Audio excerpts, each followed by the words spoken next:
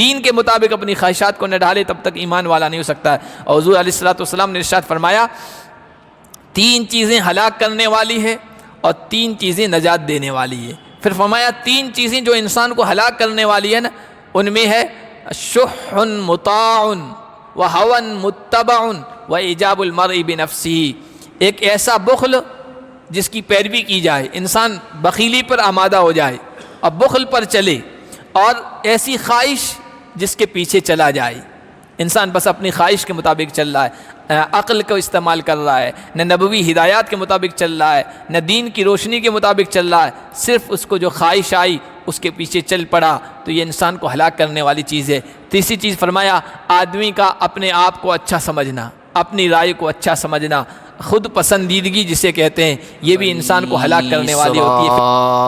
إِلَى الْكِتَابَ وَالْحُكْمَ وَالنُّبُوَّةِ وَرَزَقْنَاهُم مِّنَ الطَّيِّبَاتِ وَفَضَّلْنَاهُمْ عَلَى الْعَالَمِينَ۔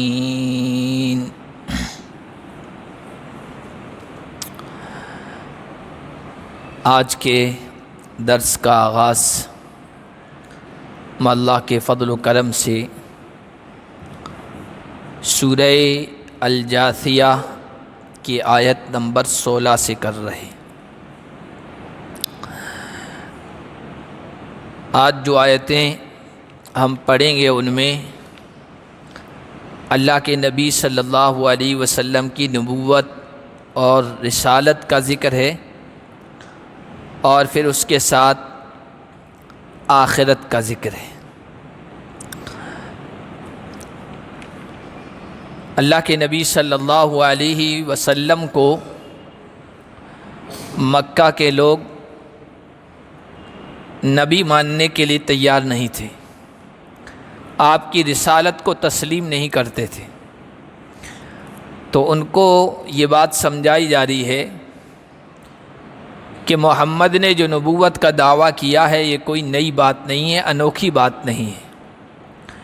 نبی اور رسول تو ان سے پہلے آتے چلے آئے، بنی اسرائیل یعنی عیسائیوں اور یہودیوں میں بے شمار اللہ کے پیغمبر آئے ہیں، نبی اور رسول آئے ہیں۔ حضرت موسیٰ علیہ السلام اور اس کے بعد حضرت عیسیٰ تک تقریباً 4000 انبیاء آئے ہیں نبیوں بنی اسرائیل میں۔ پھر حضرت عیسیٰ علیہ السلام سے لے کر حضور علیہ السلام تک بیچ میں کوئی نبی ان میں نہیں آیا ہے۔ تو اللہ نے فرمایا کہ نبوت اور رسالت کوئی انوکھی چیز نہیں ہے، نئی چیز نہیں ہے، یہ پہلے بھی ہوتا آیا ہے۔ وَلَقَدْ آتَيْنَا بَنِي إِسْرَائِيلَ الْكِتَابَ وَالْحُكْمَ وَالنُّبُوَّةَ، ہم نے بنی اسرائیل کو بھی کتاب عطا کی تھی۔ تورات 4 بڑی کتابوں میں سے ایک کتاب ہے جو بنی اسرائیل کو دی گئی، اور حکم دیا۔ حکم سے مراد حکمت، دانشمندی کی باتیں بھی، اور حکومت بھی، اقتدار، سلطنت، طاقت و قوت بھی دی۔ بنی اسرائیل میں جہاں پیغمبر بھی آئے وہیں بڑے بڑے حکمراں آئے، حضرت داؤد، حضرت سلیمان علیہم الصلوات و تسلیمات جیسے عظیم پیغمبر بھی تھے، اور بڑی شان اور کر و فر والی حکومت کے مالک بھی تھے۔ اس کے علاوہ بھی بنی اسرائیل میں حکمراں آئے ہیں، اور ہم نے نبوت بھی ان میں عطا کی۔ وَرَزَقْنَاهُم مِّنَ الطَّيِّبَاتِ، اور ہم نے ان کو پاکیزہ، نفیس، عمدہ چیزیں کھانے کو دی۔ جب فرعون سے ان کو نجات ملی اور دریا پار کر کے وادی سینا میں پہنچے ہیں، تو وہاں پر اللہ تعالیٰ نے ان کے لیے ہر طرح کی سہولت عطا فرمائی، آسانی فرمائی۔ کھانے کے لیے بغیر محنت اور مشقت کے من و سلوہ ان کو مل جایا کرتا تھا، بادل اوپر سایہ کر لیتے تھے، اور تاریخ کی کتابوں میں ہے کہ روشنی کے لیے رات کو انتظام ہو جایا کرتا تھا اللہ کی طرف سے۔ تو یہ سب کچھ اللہ کی طرف سے بڑا احسان تھا، مہربانی تھی بنی اسرائیل پر۔ وَفَضَّلْنَاهُمْ عَلَى الْعَالَمِينَ، اور ہم نے سارے جہاں والوں پر، ساری دنیا والوں پر ان کو فضیلت عطا کی، برتری عطا کی، سب سے بہتر ان کو بنایا۔ اور یہ بات ذہن میں رکھیں سب سے بہتر امت، سب سے بہتر قوم وہ ہوتی ہے جن کے پاس اللہ کی طرف سے آسمانی ہدایت تعلیمات ہوتی ہے، نبوت ہوتی ہے۔ تو اپنے زمانے میں بنی اسرائیل کو اللہ تبارک و تعالیٰ نے اس نعمت سے سرفراز فرمایا تھا، ان میں نبی، پیغمبر، رسول مسلسل آتے رہے، تو اس وقت وہ بہترین امت تھی۔ پھر اخیر زمانے میں چونکہ ان سے نبوت منتقل ہو کر بنو اسماعیل کی طرف آ گئی، محمد الرسول اللہ صلی اللہ علیہ وسلم کو مل گئی، تو اب اس وقت جو آسمانی تعلیمات ہیں، ہدایات ہیں، نبوت اور رسالت کی جو اللہ کی نعمت ہوتی ہے وہ اس امت کے اندر ہے۔ تو اب یہ امت سب سے بہتر امت ہے۔ اپنے زمانے میں بنی اسرائیل تھے، اب نہیں رہے، اب یہ امت محمدیہ ہے، کیونکہ جو لیٹسٹ، جو کہتے ہیں نا، اب جو لیٹسٹ ورژن ہوتا ہے وہ سب سے بہتر ہوتا ہے۔ تو دین اور شریعت کا لیٹسٹ ورژن وہ ہے جو محمد الرسول اللہ صلی اللہ علیہ وسلم نے پیش فرمایا ہے، وہ اس امت کے پاس ہے، اس لیے اس امت کو خیر امہ کہا گیا، سب سے بہترین امت۔ وَآتَيْنَاهُمْ بَيِّنَاتٍ مِّنَ الْأَمْرِ، اور ہم نے بنی اسرائیل کو دین کے سلسلے میں واضح تعلیمات دی، بہترین ہدایات دی، ان کے پاس جو کچھ بھی تھا اللہ کی طرف سے سب سے بہتر ہی تھا، لیکن فَمَا اخْتَلَفُوا إِلَّا مِن بَعْدِ مَا جَاءَهُمُ الْعِلْمُ، علم آنے کے بعد، اللہ کی طرف سے ہدایات آنے کے بعد، واضح تعلیمات آنے کے بعد انہوں نے اختلاف کیا، ان کے علماء آپس میں اختلاف کرنے لگ گئی، بغیم بینہم، آپس کی زدہ زدی کی وجہ سے ہر عالم اپنی بات منوانے لگا، اپنی خواہش کے مطابق کوئی رائے دیتا تھا، پھر لوگوں کو کہتا تھا اس پر چلو، اور پھر ان کے علماء میں آپس میں اختلاف ہو گیا، ٹکراؤ ہو گیا، یہاں تک کہ ان میں 71 فرقے بن گئے۔ عیسائیوں کی بات ہو رہی ہے، یہودیوں کی بات ہو رہی ہے۔ پھر ان میں اختلاف کو ختم کرنے کے لیے بنی اسرائیلی میں آخر میں حضرت عیسیٰ علیہ السلام آئے۔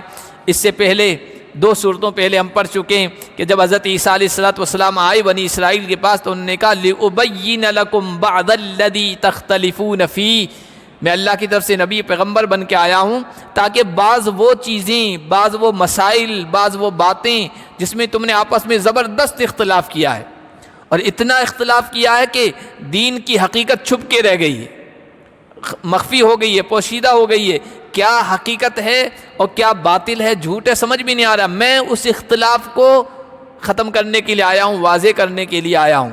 لیکن بنی اسرائیل نے، یہودیوں نے حضرت عیسیٰ علیہ السلام کو نہیں مانا، تسلیم نہیں کیا، وہ جو صحیح بات بتاتے تھے اس کو مانا نہیں، اور ان کے مخالف ہو گئے، اتنے مخالف ہوئے کہ حضرت عیسیٰ علیہ السلام کو مسیح کہا جاتا ہے، عیسیٰ مسیح، لیکن وہ یہودی کہنے لگے یہ مسیح الضلالہ ہے، مسیح الضلالہ تو دجال ہے، گمراہی کا مسیح، گمراہی پھیلانے والا۔ حضرت عیسیٰ علیہ السلام کو وہ کہنے لگے یہ دجال ہے، اور ان کے پیچھے پڑ گئے، قتل کے در پہ ہو گئے، سازشیں کرنے لگے، یہاں تک کہ اللہ تعالیٰ نے ان کی سازشوں سے ان کو بچایا، آسمان پر اٹھا لیا۔ پھر قیامت کے قریب وہ آئیں گے امت محمدیہ کی مدد کے لیے۔ تو حضرت عیسیٰ علیہ السلام نے حقیقی بات ان کے سامنے رکھی، صحیح دین ان کے سامنے رکھا، کچھ لوگوں نے مانا، اکثریت یہودیوں کے نہیں مانا۔ پھر حضرت عیسیٰ علیہ السلام کے ماننے والوں میں بھی آپس میں اختلاف ہو گیا، عیسائیوں میں بھی اتنا زبردست اختلاف ہوا ان کے عالموں میں کہ ان کے 72 فرقے بن گئے، یہودیوں کے 71 تھے، ان کے آپس میں 72 فرقے بن گئے، اور یہ اختلاف قیامت تک باقی رہے گا، یہاں تک کہ اللہ قیامت کے روز فیصلہ کرے گا کون صحیح تھا کون غلط تھا۔ ان ربک یقضی بینہم یوم القیامہ فیما کانوا فیہ یختلفون، اب آپ کا پروردگار ان کے درمیان قیامت کے دن فیصلہ کرے گا ان باتوں میں جس میں یہ اختلاف کیا کرتے تھے۔ ثم جعلناک علی شریعۃ من الامر، پھر اے نبی ہم نے آپ کو اس دین کی اہم بات پر، اہم طریقے پر رکھا ہے۔ دیکھیے، دین نام ہے 2 چیزوں کا، دین میں کچھ اصول ہیں، کچھ فروع ہیں۔ اصول کا مطلب جڑ، بنیادی باتیں، اہم باتیں جس میں عقیدہ آتا ہے اور اخلاق بھی آ جاتے ہیں، اور فروع کا مطلب حالات کے فروع کا لفظی ترجمہ ہوتا ہے شاخیں، درخت کی شاخیں، ایک تو تنا ہوتا ہے جو بنیاد ہوتا ہے، ایک شاخیں. تو بنیاد جو ہے نا وہ ہمیشہ سے ایک ہی رہی ہے، اس کو دین کہا گیا ہے، عقیدہ کہا گیا ہے. وہ آدم سے لے کر عیسیٰ تک و محمد الرسول اللہ تک ایک ہی رہا ہے. اس لیے کہا جاتا ہے دین صرف اسلام ہے. اور وہ اسلام محمد الرسول اللہ لے کے نہیں آئے، وہ آدم لے کے آئے، اور آدم سے لے کر تمام نبیوں کا دین ایک ہی رہا ہے. اس لیے آپ نے دیکھا ہوگا ابھی کچھ مہینے پہلے بڑا ہنگامہ ہوا تھا سوشل میڈیا پر، ٹی وی پر، جب ہمارے ایک عالم نے یہ کہا کہ دین تو سب کا ایک ہی رہا ہے، اسلامی رہا ہے، سناتن دھرم وہی سمجھو جو اسلام ہے، باقی کچھ نہیں ہے، باقی سب گمراہ فرقے ہیں اور گمراہ راستے ہیں، دین صرف اسلام ہے. تو بڑا ہنگامہ ہوا کہ یہ کیسے، اور یہ بھی کہا کہ ہندوستان میں جو اصل دین ہے وہ دین اسلام ہے، اور یہاں سب سے پہلے پیغمبر آئے، آدم آئے، ہندوستان میں آئے. تو آدم سے لے کر محمد تک سب کا دین ایک ہی رہا ہے، وہ ہے دین اسلام. عقیدے کی بنیادی باتیں ہوتی ہے جس میں نبوت، رسالت، مرنے کے بعد کی زندگی، جنت اور جہنم، یہ سب مذاہب میں ایک طرح کا رہا ہے اور یہ تعلیم رہی ہے. ہاں حالات کے لحاظ سے، لوگوں کی صلاحیت کے لحاظ سے، زمانے کی ترقی کے لحاظ سے کچھ چیزیں بدلتی رہی ہے، اس کو شریعت کہا جاتا ہے. جیسے پچھلے زمانے میں شریعت میں کچھ مسائل تھے، اس زمانے میں الگ ہیں. حضرت آدم علیہ السلام کے زمانے میں سگے بہن بھائیوں کا نکاح ہو جاتا تھا، اس زمانے کا ایسا تقاضا تھا کیونکہ نسل بڑی نہیں تھی انسانی کی. اب نہیں ہے. اب بعد کی شریعتوں میں بھی دو بہنوں کو نکاح میں جمع کرنا درست تھا، ہماری شریعت میں سگی بہنوں کو ایک ساتھ نکاح میں جمع نہیں کر سکتے ہیں. یہ شریعت ہے، شریعت کے مسائل ہیں، نکاح طلاق کے مسائل ہیں. اسی طرح بعض جرائم ہوتے ہیں، چوری، زنا وغیرہ، ان کی سزا کیا ہونی چاہیے، یہ حالات کے لحاظ سے ہر زمانے میں مختلف رہے ہیں. تو شریعت کی چیزیں تو مختلف رہی ہے، دین جو بنیادی چیز ہے عقیدہ وہ ہمیشہ ایک ہی رہا ہے. اس لیے اللہ نے فرمایا عیسائیوں سے اور یہودیوں سے ان کے آپس کے اختلاف کی وجہ سے وہ نعمت چھین لی گئی، اب ہم نے آپ کو اس معاملے میں صحیح شریعت پر رکھا ہے، فاتبعھا. اللہ کے نبی سے کہا جا رہا ہے آپ اس شریعت کی پیروی کیجیے، اور اللہ کے نبی تو پیروی کرنے والے ہی تھے، ان کے واسطے سے ہم کو کہا جا رہا ہے، امت کو کہا جا رہا ہے وَلَا تَتَّبِعْ هَوَىٰ الَّذِينَ لَا يَعْلَمُونَ. جن کے پاس علم نہیں ہے آپ ان کی خواہش کی پیروی مت کیجیے. مشرک جو لا علم ہیں، جو جاہل ہیں، نادان ہیں، ان کے پاس صحیح علم اور جانکاری نہیں ہے، اور وہ آپ سے طرح طرح کے مطالبے کر رہے ہیں. کبھی کہتے ہیں کچھ دنوں ہم آپ کے رب کو مان لیں، اس کی عبادت کر لیں، آپ ہمارے بتوں کی پوجا کر لیں، کچھ ہماری بات مان لیں، کچھ ہم آپ کی بات مان لیں. اس طرح معاملہ چلتا رہے تو کہا کہ نہیں، ان کی خواہشات کی پیروی کچھ بالکل نہیں کرنا ہے، پیروی صرف اس شریعت کی کیجیے. انہم لن یغنوا عنک من اللہ شیئا. چونکہ آدمی کسی کی خواہش کی پیروی کیوں کرتا، کسی کی بات کیوں مانتا، وہ سمجھتا ہے کہ یہ کچھ کام آ جائیں گے، یہ کچھ کام آ جائیں گے، اذیت اور تکلیف تھوڑی روک لیں گے، یہ ذہن میں ہوتا ہے. اللہ نے فرمایا یہ آپ کے کچھ بھی کام نہیں آئیں گے. انہم لن یغنوا عنک من اللہ شیئا. جو کفر پر چلنے والے ہیں، شرک پر چلنے والے ہیں، اور آپ سے کہہ رہے ہیں تھوڑا نرم پڑ جائیے توحید کے سلسلے میں، شرک کے سلسلے میں. ان الظالمین بعضهم اولیاء بعض. یہ جو ظالم ہیں، کفر اور شرک کرنے والے، یہ آپس میں اولیاء ہیں، انصار و اعوان ہیں، آپس میں ایک دوسرے کی مدد کرتے ہیں. یہ آپ کے کچھ بھی کام نہیں آئیں گے، آپ کی مدد نہیں کریں گے. واللہ ولی المتقین. متقیوں کا، ایمان والوں کا، کفر شرک سے بچنے والوں کا، گناہوں سے بچنے والوں کا کارساز مددگار تو اللہ ہے. اللہ کہہ رہا ہے شریعت پر چلیے، ان کی باتوں پر، ان کی ڈیمانڈوں پر مت چلیے، تو پھر شریعت پر چل کے دکھائیے، اللہ کی مدد آئے گی. ھذا بصائر للناس. یہ جو باتیں بتائی جا رہی ہے یہ لوگوں کی آنکھیں کھول دینے والی ہے. وہدن ورحمہ.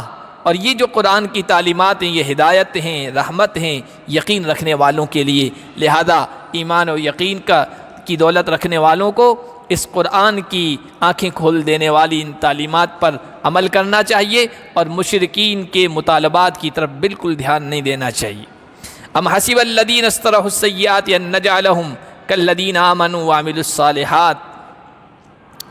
جو مشرک و کافر تھے وہ بعض مرتبہ اس طرح بھی کہا کرتے تھے کہ مرنے کے بعد دوبارہ زندگی کے بارے میں جو محمد کہہ رہے ہیں یہ تو بالکل صحیح نہیں ہے، درست نہیں ہے۔ کس نے دیکھا مرنے کے بعد دوبارہ زندہ ہونا؟ ختم ہو جائیں گے، مٹی میں مل جائیں گے، بس یہی زندگی ہے، اس کے علاوہ کچھ بھی نہیں ہے۔ اور کہتے تھے اگر مان لو قیامت ہو گئی، ہم دوبارہ زندہ کر دیے گئے، تو محمد کے ماننے والوں، ان ایمان والوں سے تو بہرحال اچھے ہی ہوں گے۔ آج بھی لوگ کہتے ہیں بھائی کوئی کس نے دیکھا ہے جنت، کس نے دیکھی ہے حوریاں، اور کس نے دیکھے ہیں غلمان، اور کس نے دیکھی ہے وہاں کی نعمتیں۔ اور اگر ہو بھی گیا نا تو تم اہل ایمان جو اس دنیا میں ابھی مظلوم ہو، بیچارہ ہو، بے کس ہو، حالت تمہاری پوری دنیا میں بری ہے، تم سے تو ہم بہتر ہی ہوں گے۔ تو حضور کے زمانے میں بھی لوگ اسی طرح کہا کرتے تھے۔ اللہ نے فرمایا کیا گمان کر رکھا ہے ان لوگوں نے جنہوں نے برائیاں کی کہ ہم ان کو ایمان لانے والوں اور نیک عمل کرنے والوں کے برابر کر دیں گے؟ سواء محیاہم و مماتہم، کہ ان کی زندگی اور موت برابر ہو۔ نیکی کرنے والا، اس دنیا میں ہم دیکھتے ہیں کہ زندگی سے لے کر، یعنی پیدائش سے لے کر موت تک، چاہے ایمان والا ہو، چاہے کفر والا ہو، چاہے توحید والا ہو، چاہے شرک والا ہو، سب برابر ہے۔ برابر ہونے کا مطلب یہ ہے کہ جو برے لوگ ہیں، کفر اور شرک پر چل رہے ہیں، گناہوں پر چل رہے ہیں، ان میں دنیا کے اعتبار سے عزت دار بھی ہیں، مالدار بھی ہیں، تندرست بھی ہیں، تو ماننے والوں میں، ایمان والوں میں بھی آپ کو مل جائیں گے۔ بعض اچھے عزت دار بھی ہیں، مالدار بھی ہیں، تندرست بھی ہیں۔ اسی طرح برے لوگوں میں آپ کو بیمار بھی مل جائیں گے، غریب بھی مل جائیں گے، ایمان والوں میں بھی غریب مل جائیں گے، بیمار مل جائیں گے۔ یہاں تو دنیا کے اعتبار سے فرق نہیں کر سکتے ہیں آپ، کون کامیاب ہے، کون ناکام ہے، کون اچھا ہے، کون برا ہے۔ لیکن ہمیشہ ایسا ہو تو یہ تو انصاف کے خلاف ہے، یہ تو انصاف کے خلاف ہے کہ جو نیکی کر رہا ہے اس کو بھی اپنی نیکی کا رزلٹ نہیں دکھ رہا ہے، اور جو برائی کر رہا ہے اس کو بھی اپنی برائی، اپنے جرموں کی سزا اور اس کا انجام نہیں دکھ رہا ہے۔ لہذا اس کے لیے ضروری ہے ایک ایسا دن ہو جس میں نیکی اور بدی، کفر اور شرک، اچھائی اور برائی کھل کر واضح ہو جائیں، اور اچھا یا برا انجام کھل کے سامنے آ جائے۔ اس کی مثال ایسے دیکھیں کہ آدمی کھیتی کرتا ہے گیہوں کی کھیتی کی۔ اب کھیتی کی جو جب تک کھیتی کھڑی ہے تب تک اناج، اس میں جو دانہ ہے غلہ، وہ بھوسا اور دوسری گھاس، تنکے وغیرہ سب ساتھ میں رلے ملے۔ اب اس کو اسی طرح رہنے دیا جائے تو پھر کھیتی کرنے کا فائدہ کیا؟ لہٰذا ضروری ہے کہ اس کا رزلٹ نکلے، نتیجہ نکلے، اس کے لیے ضروری ہے کہ ایک دن کٹائی ہو، کٹائی ہونے کے بعد تھریسر میں اس کو ڈالا جائے، یا جو بھی شکل ہوتی ہے، دانہ الگ کیا جائے، بھوسا الگ کیا جائے، دوسرا گھاس وغیرہ، تنکے وغیرہ ہوتے ہیں وہ الگ ہو جائیں۔ یہ ضروری ہے، اگر یہ نہ ہو تو پھر کھیتی کرنے کا کیا فائدہ؟ بالکل اسی طرح اگر دنیا میں بس یہی معاملہ دنیا ہی کا ہے، اس کے بعد کچھ بھی نہیں ہے، تو پھر بھائی یہ جو دنیا ہے یہ آخرت کی کھیتی ہے۔ یہاں جو کچھ کریں گے نا انسان اس دنیا میں، اس کو پوری نہ سزا ملتی ہے نہ پورا بدلہ ملتا ہے۔ اصل کھرے اور کھوٹے کے الگ ہونے کا، کفر و شرک کے الگ ہونے کا جو دن ہے وہ آخرت ہے۔ یہ دنیا کھیتی ہے، اور وہ جو دانہ الگ ہوگا، وہ بھوسا الگ ہوگا، وہ گھاس و تنکے الگ ہوں گے، اس کے لیے اللہ تعالیٰ نے آخرت کا دن رکھا ہے۔ اس دن کہا جائے گا وَامْتَازُوا الْيَوْمَ أَيُّهَا الْمُجْرِمُونَ، آج کٹائی کا، آج امتیاز کا دن ہے، آج مجرم الگ ہو جاؤ اور فرمانبردار الگ ہو جاؤ، توحید والے الگ ہو جاؤ، شرک والے الگ ہو جاؤ، ایمان والے دائیں طرف آ جاؤ اور کفر والے بائیں طرف چلے جاؤ۔ یہ چھٹائی کا دن ہے، یہ کٹائی کا دن ہے۔ تو یہ آخرت کا جو دن ہے وہ اسی طرح کا ہے۔ اس لیے اللہ نے فرمایا کہ ایمان والوں کی زندگی اور موت اور برا کرنے والوں کی زندگی اور موت یہ دونوں برابر ہیں، تو پھر ساء ما یحکمون، محنت کرنے والا بھی پاس، اور جو اس نے کچھ بھی نہیں پڑھا اور کچھ لکھا بھی نہیں وہ بھی پاس ہو جائے، تو پھر ایگزام کا اور امتحان کا کیا فائدہ ہے؟ کیا ہی برا فیصلہ ہے جو تم کرتے ہو۔ وَخَلَقَ اللَّهُ السَّمَاوَاتِ وَالْأَرْضَ بِالْحَقِّ، دیکھو اللہ نے آسمان اور زمین کا یہ جو نظام بنایا ہے، ان کی تخلیق کی ہے، ان کو پیدا فرمایا ہے، یہ ایک حق کے ساتھ، مقصد کے تحت پیدا فرمایا ہے۔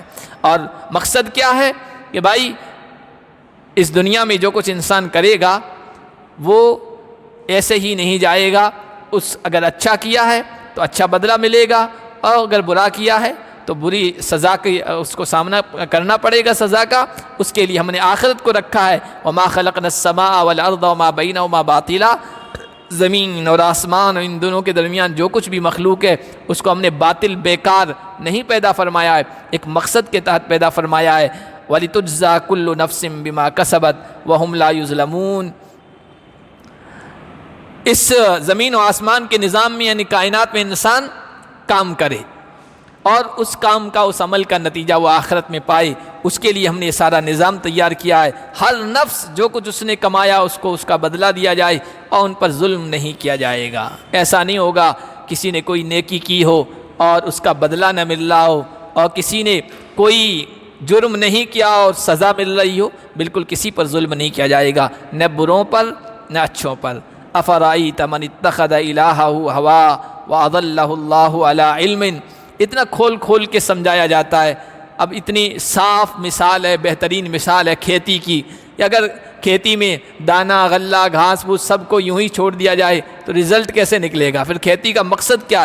یہ ایسی باتیں ہیں، ایسی مثالیں ہیں جو ہر ایک کے سمجھ میں آتی ہے، لیکن جو آدمی اندھا ہو جائے، جو آدمی ضد پر اڑ جائے، جو آدمی اپنی خواہشات کے مطابق چلنے لگے، عقل استعمال نہ کرے، عقل پر خواہش غالب آ جائے، تو پھر اس کے کچھ بھی بات سمجھ میں نہیں آتی ہے۔ اس لیے اللہ نے فرمایا، کیا آپ نے اس شخص کو دیکھا جس نے اپنا خدا اپنی خواہش کو بنا لیا؟ انسان جب خواہش پر چلتا ہے نا تو عقل اس کی کام نہیں آتی۔ اس لیے حضور علیہ الصلوۃ والسلام نے یہ فرمایا کہ لا یؤمن احدکم حتی یکون ہواہ تبعا لما جئت بہ، تم میں سے کوئی اس وقت تک ایمان والا نہیں ہو سکتا ہے یہاں تک کہ اس کی خواہشات اس دین کے مطابق نہ ہو جائیں جس کو میں لے کے آیا ہوں۔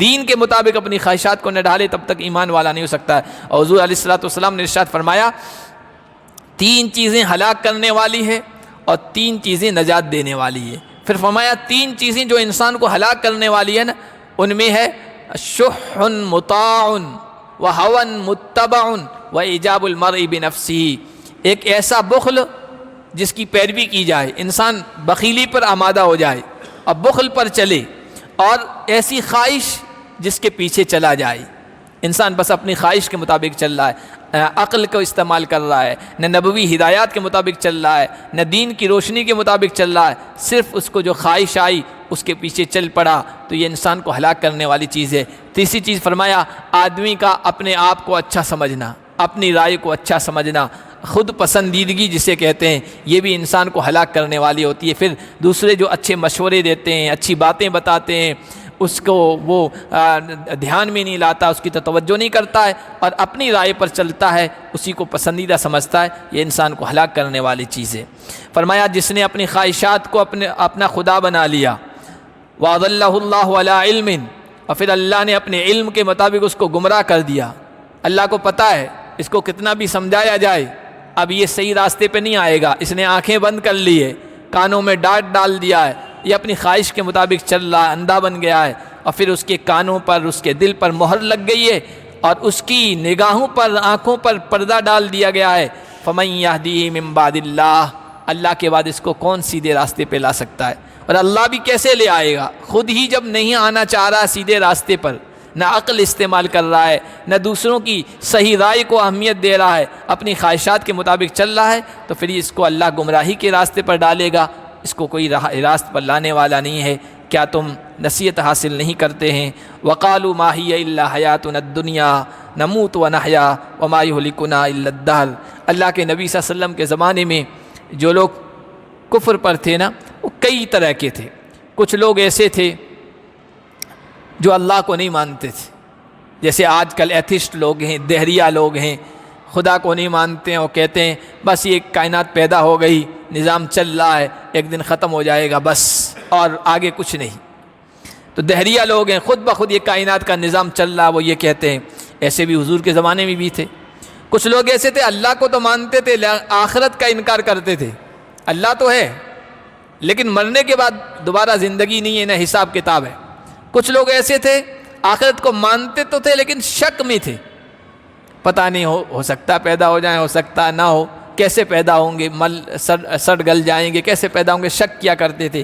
تو ایسے لوگوں میں سے ان لوگوں کی جو سوچ تھی، اللہ نے کہا کچھ لوگ ایسے ہیں جو کہتے ہیں بس یہ دنیا کی زندگی ہے، یہاں مر جائیں گے، یہاں زندہ ہیں اور ہمیں زمانہ ہلاک کرے گا۔